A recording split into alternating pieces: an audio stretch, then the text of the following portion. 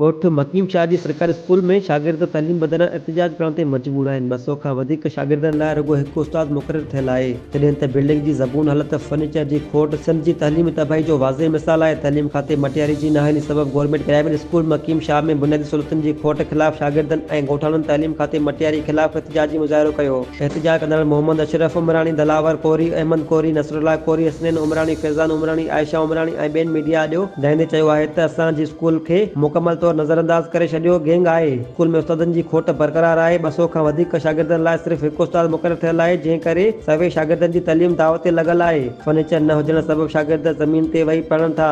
बार बार शिकायत कई आहे पर कोई बि ॿुधण लाइ तयारु न आहे। एहतिजाज कंदड़ चयो त जेकॾहिं हिकदमि उस्ताद जी खोट पूरी न कई वई ऐं बुनियादी सहूलियतूं फ़राहम न कई वयूं त एहतिजाज जो दाइरो वधायो वेंदो।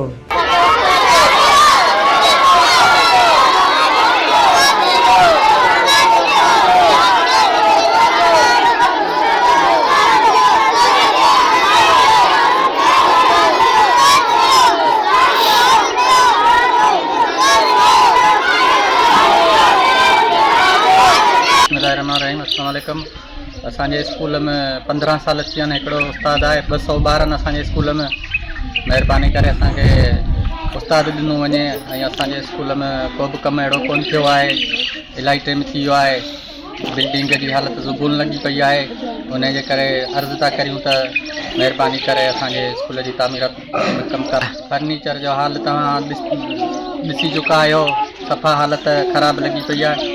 उन हिसाब सां महिरबानी करे असांजी मदद कयो।